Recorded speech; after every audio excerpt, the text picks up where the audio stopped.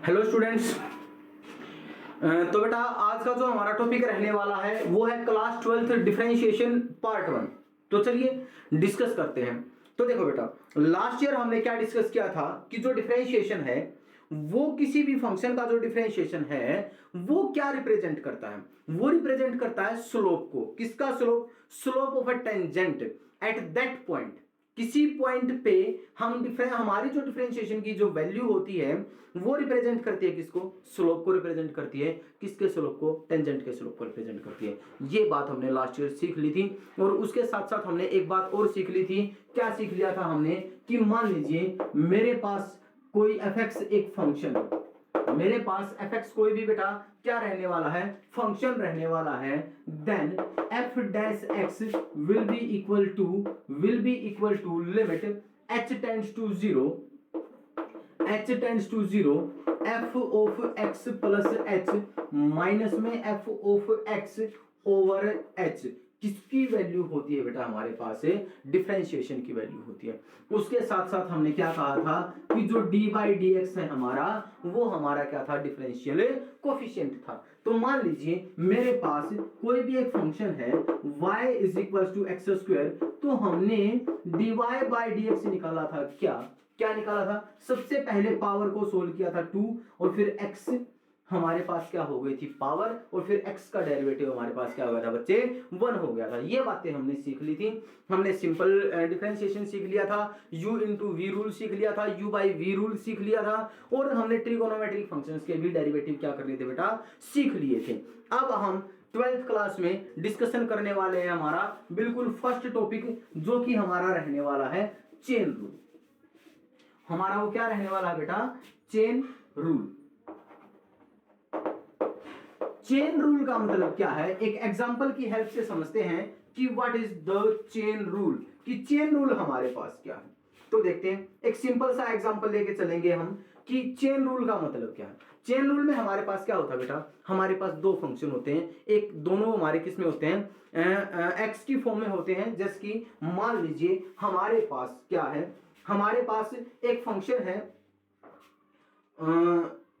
मान लीजिए मेरे पास एक फंक्शन है fx is equal to sine of x square. ठीक है, साइन ऑफ एक्स स्क्वायर मेरे पास क्या है बच्चे? यहाँ पे एक फंक्शन है। अब देखो, सबको पता है ये हमारे पास कैसा फंक्शन है बेटा? ये हमारे पास कंपोजिट फंक्शन है ना।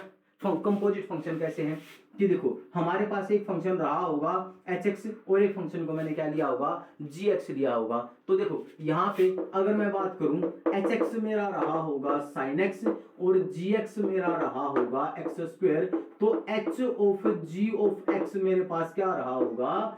sin ऑफ x स्क्वायर रहा होगा।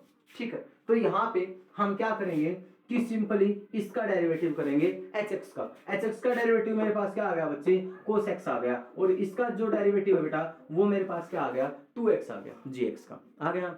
अब हमें क्या निकालना है? हमारे पास ये तो hx by D by d x of hx D by d x of cos x आया है, लेकिन अब हमें तो क्या चाहिए? हमें तो चाहिए है क्या कि जो मेरा फंक्शन है, मान लीजिए ये hx था और ये मेरे पास gx था, तो हम क्या करेंगे? इनकी मल्टीप्लीकेशन करेंगे। किसकी मल्टीप्लीकेशन करेंगे? हम यहाँ पे हम मल्टीप्लीकेशन करेंगे इन दोनों फंक्शंस की। कैसे?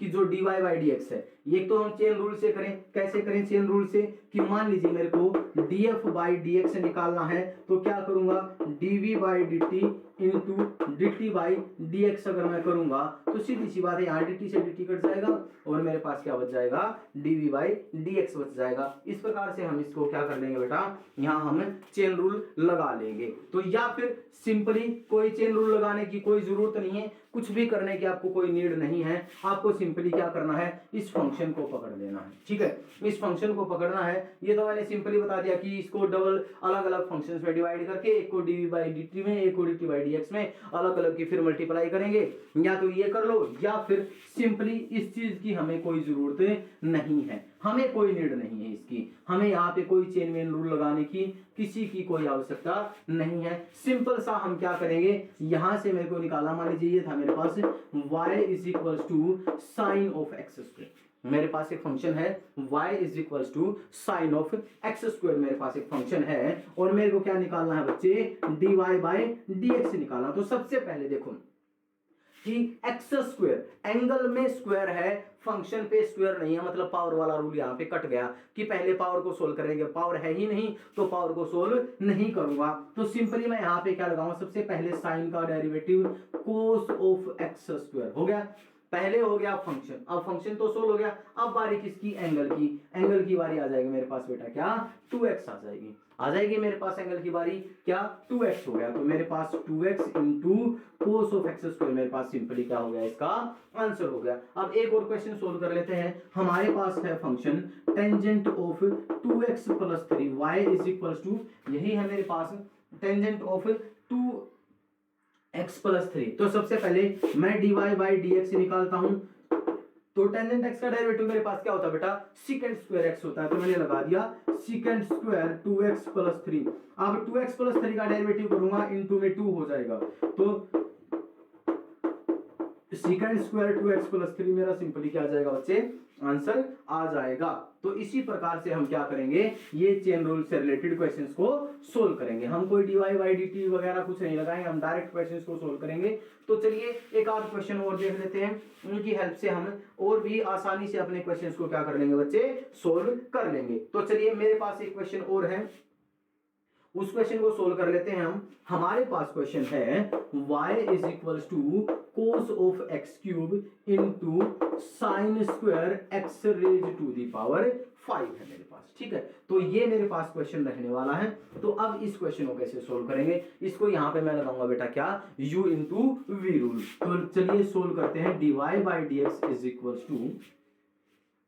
टू सबसे पहले u इंटू वी रूल क्या होता है, देखो मैं आपको बता देता हूं, d by d x of u into v is equals to d u by d x, ठीक है, sorry d v by d x. क्या होता है, u as it is v का derivative, v as it is u का derivative, ये हमारे पास formula होता है। तो चलिए यहाँ पे हो गया cos of x cube as it is into में, कोस ऑफ एक्स क्यूब तो हमारे पास क्या हो गया बच्चे, एज इट इज हो गया, इनटू में डेरिवेटिव करूंगा साइन स्क्वायर। अब देखो साइन स्क्वायर है तो पहले पावर आगे लेके आऊंगा, 2 sine x raise to the power 5 हो गया, 2 sine x raise to the power 5 into में, अब साइन को सोल्व करूंगा तो मेरे पास क्या हो गया, cos of x raise to the power 5 हो गया, cos of x raise to the power 5। अब इनटू में x raise to the power 5 को सोल्व करूंगा तो 5 into x raise to the power 4 हो गया। अब यहाँ पे मेरे पास प्लस साइन के साथ sine square x raise to the power 5 आ गया बाहर, अब d u by d x, तो यहाँ से कोस एक्स क्यूब का हो जाएगा माइनस साइन एक्स क्यूब और इंटू 3x स्क्वायर। अब इसी चीज को कंबाइन करके लिख देंगे और ये हो जाएगा हमारे पास क्या बेटा, फाइनल आंसर हो जाएगा। तो चलिए एक क्वेश्चन और सोल्व करते हैं, बड़ा ही आसान क्वेश्चन है काफी, लेकिन आपको थोड़ा सा अजीब सा क्वेश्चन लगेगा। 2 into under the root cot of x square हमारे पास क्वेश्चन है, यही हमारे पास क्वेश्चन है। चलिए इस क्वेश्चन को देखते हैं कि कैसे सोल्व करते हैं। तो देखो बेटा यहाँ पे मेरे को क्या करना है, dy बाई dx निकालना है। तो चलिए dy बाई dx निकाल लेते हैं। यहाँ से देखो 2 एज इट इज इनटू में, देखो यहाँ पे क्या मैं इस चीज को लिख सकता हूँ, cot of x square raise to the power 1/2। तो सबसे पहले पावर आगे और ये हो जाएगा cot of x square raise to the power minus का 1/2 हो गया, इससे कैंसिल हो गया ना। पहले मैंने पावर सोल्व कर दी इनटू में, अब कोट की बारी आ गई ना मेरे पास कोट की बारी। अब कोट का डेरिवेटिव मेरे पास क्या होता है, कोट का डेरिवेटिव मेरे पास क्या होता है बच्चे, एक बार कोट का डेरिवेटिव देखें कि क्या होता है, आप सभी चेक करो कि कोट का डेरिवेटिव होता क्या है। तो बेटा देखिए कि यहाँ पे कोट का जो डेरिवेटिव हो जाएगा वो हमारे पास हो जाएगा माइनस कोसेकेंट स्क्वायर एक्स। तो देखो हमने क्या किया, सबसे पहले पावर को सोल्व किया, पावर थी 1/2 cot of x square raise to the power minus 1/2, 1/2 minus 1 minus 1/2 हो जाएगी। अब उसके बाद पावर को तो सोल्व कर दिया, अब बात आई हमारी किसकी, फंक्शन की। तो फंक्शन था कोट ऑफ एक्स स्क्वायर, तो उसका डेरिवेटिव हमने कर दिया माइनस साइन के साथ cosecant square of x square या फिर cosecant of x square whole square, ठीक है, कर दिया हमने इसका डेरिवेटिव। अब यहां से अब हमने फंक्शन को भी सोल्व कर लिया, अब हमारी किसकी बारी आई, एंगल की। तो एंगल का भी हमने डेरिवेटिव कर लिया क्या, 2x। बस इसी चीज को कंबाइन करके लिख लूंगा और मेरे पास क्या आ जाएगा बच्चे, यहां से यहां से मेरे पास आ जाएगा बड़े आराम से इस फंक्शन का डेरिवेटिव। तो इस प्रकार से हमने अपनी एक्सरसाइज 5.2 एनसीईआरटी को सोल्व कर लिया है। अगर फिर भी इस एक्सरसाइज के किसी भी क्वेश्चन में आपको डाउट है तो आप मेरे से डिस्कस कर सकते हो। तो बेटा आज की वीडियो में हमारा इतना ही रहने वाला है। Thank you.